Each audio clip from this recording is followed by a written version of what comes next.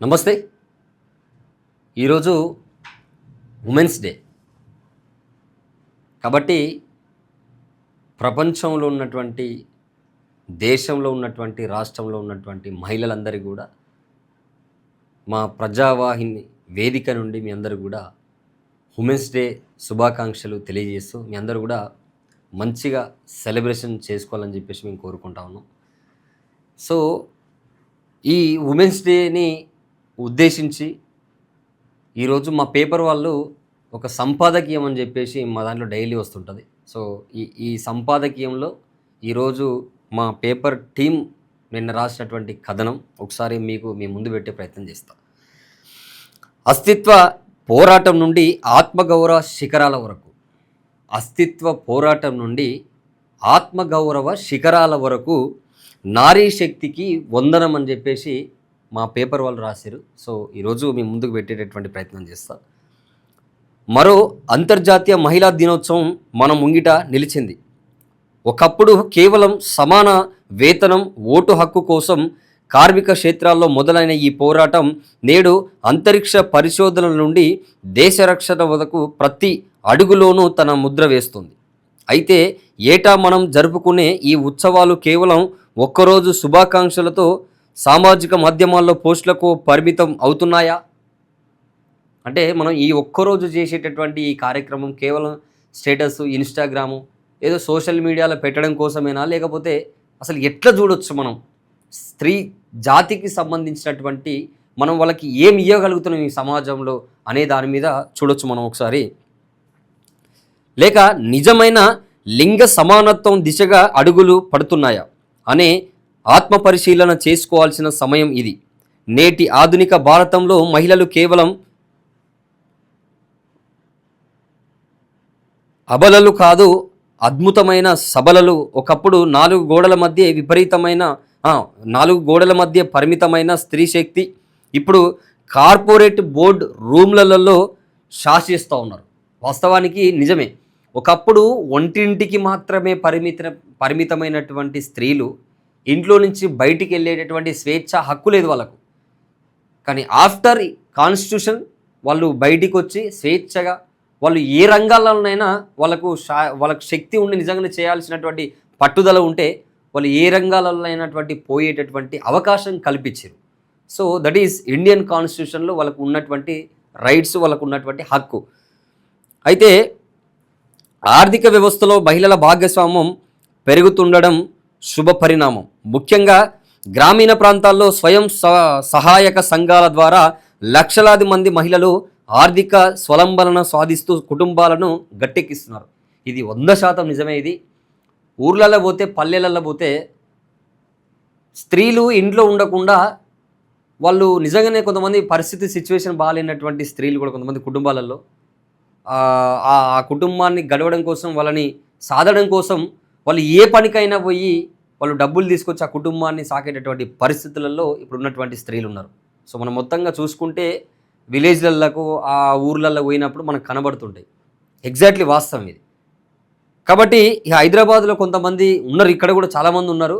కానీ ఊర్లలో నిజంగా చూడొచ్చు మనం. అక్కడ నిజంగానే స్త్రీలు పనిచేసి మొత్తం కుటుంబాన్ని కూడా పోషిస్తారని అంటే కాయకష్టం చేసి, సో కూలి నాలి ఎండనక వాననక పగలనక రాత్రనక వాళ్ళు కష్టం చేసి కుటుంబాన్ని సాకడం కోసం అట్లాంటి కష్టాలు పడుతూ ఉంటారు. సో విలేజ్లలో మనం ఇవన్నీ కూడా చూడొచ్చు.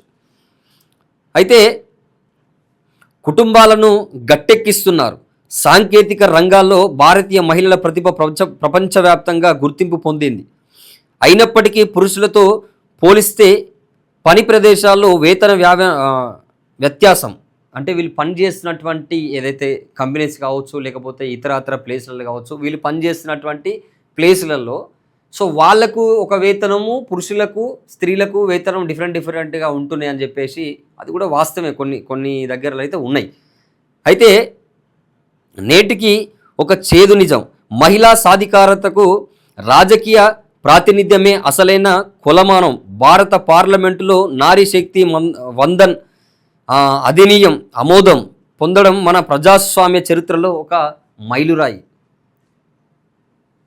మనం ఏమంటున్నామంటే మహిళ కేవలము జాబులు చేయడమో లేకపోతే ఏదో బిజినెస్లు చేయడమో కాకుండా మహిళలందరూ కూడా మీరు ప్రత్యక్ష రాజకీయాల్లోకి వచ్చి మీరు పొలిటికల్ లీడర్స్గా మారినప్పుడు మాత్రమే ఇంకొంచెం స్త్రీల పక్షాన స్త్రీ జాతి కూడా ఈరోజు అప్పుడు సమాజంలో వాళ్ళు ఇంకా ముందుకు పోవాలంటే అవకాశం ఉంటుంది. అది కేవలం రాజకీయంగా వస్తే మాత్రమే అని చెప్పేసి మనం చూడవచ్చు.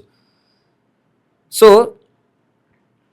స్థానిక సంస్థల్లో ఇప్పటికే మహిళలు తమ నాయకత్వ పటిమను నిరూపించుకున్నారు. ఇప్పుడు చట్టసభల్లో 33% రిజర్వేషన్లు అమలులోకి వస్తే దేశ విధాన నిర్ణయాల్లో మహిళల గొంతు మరింత బలంగా వినిపిస్తుంది. కేవలం ఓటు బ్యాంకుగా మాత్రమే కాకుండా దేశ గమనాన్ని నిర్దేశించే శక్తిగా మహిళలు ఎదుర్కొన్నారు. ఆర్థికంగా రాజకీయంగా ఎదుగుతున్న స్త్రీ భద్రత అనేది నేటికి ఒక సవాలుగా మిగిలిపోయింది.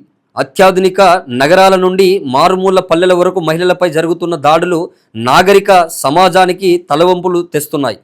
చట్టాలు కఠినతరం చేసిన కఠినతరం అంటే చట్టాలు వాళ్లకు అనుకూలంగా ఉండి ఎంత కఠిన చర్యలు తీసుకున్నా కూడా సంఘటనలు అయితే ప్రతిరోజు చూస్తూ ఉన్నాం. సో దానికి నిదర్శనమే సో మనం ఎన్నో చూసినాం, ఎన్నో వీడియోస్ కూడా మనకు సోషల్ మీడియాలో కూడా ఉన్నాయి. సమాజం చేసే దృష్టికోణంలో మార్పు రావాలి. గృహహింస, సైబర్ వేధింపుల వంటి కొత్త రకపు సవాళ్లు మహిళల ఎదుగుదలకు ఆటంకాలుగా మారుతున్నాయి. పని ప్రదేశాల్లో భద్రతతో పాటు ఇంట్లో పనులు భారాన్ని పంచుకునే సమానభావం పురుషుల్లో పెరగాలి. అంటే ఇంట్లో పని చేస్తున్నప్పుడు భర్త కావచ్చు, తమ్ముడు కావచ్చు, అన్న కావచ్చు, ఇంకా నాన్న కావచ్చు, ఇట్లా అంటే ఒక స్త్రీకి అందరు ఇంట్లో పురుషులు అందరు ఎవరున్నా సరే, ఎవరైనా సరే, ఏ రిలేషన్ అయినా సరే, సో అందరూ కూడా వాళ్ళు చేసేటటువంటి పనిలో సమానంగా భాగం కల్పించుకుంటే ఇంకొంచెం వాళ్ళకు మనం స్వేచ్ఛనిచ్చిన వాళ్ళము అవుతాం. ఓకే, సంపాదిస్తున్న మహిళా సంఖ్య పెరుగుతున్న రెండు వైపుల భారం వారి ఆరోగ్యంపై ప్రభావం చూపుతుంది. మహిళా దినోత్సవం అంటే కేవలం మహిళలను గౌరవించడం కాదు, వారిని సమానంగా గుర్తించడం.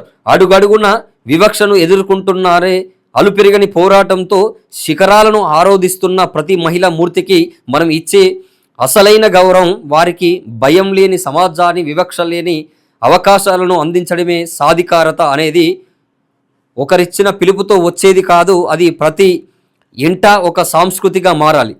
ఆడపిల్ల చదువుకు అక్షరానికే పరిమితం కాకుండా ఆమె ఆత్మవిశ్వాసానికి ఆయుధంగా మారాలి. అప్పుడే మనం జరుపుకునే మహిళా దినోత్సవానికి సంపూర్ణ సార్థికత లభిస్తుందని చెప్పేసి మా పేపర్లో వచ్చినటువంటి కథనం. ఫైనల్గా ఒక విషయం ఏంటంటే, ఈ ప్రపంచంలోనే అత్యంత శక్తి, అత్యంత ఓపిక, ఒక గొప్ప వరం ఏంటో తెలుసా? ఒక స్త్రీకి ఉన్నటువంటి ఒక గొప్ప వరం ఏంటంటే, మరొక మనిషిని ఈ భూమి మీదకి తీసుకొచ్చేటటువంటి కేవలం ఒకే ఒక్క శక్తి ఉన్నటువంటి ఆ మాతృమూర్తులే ఈ తల్లులు. వాళ్లకు మా వేదిక తరపున మీ అందరూ కూడా మరొక్కసారి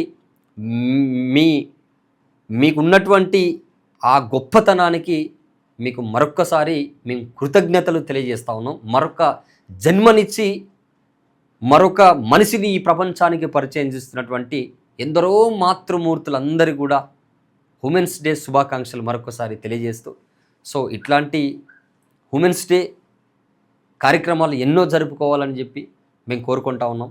సో సమాజంలో మనం కూడా అందరం కలిసి వాళ్ళకు కూడా స్త్రీలకు ఇంకా స్వేచ్ఛనిచ్చి సమాజంలో వాళ్ళని కూడా అన్ని రంగాలలో ముందుకు తీసుకెళ్లేటటువంటి ప్రయత్నం మనందరం చేయాలి.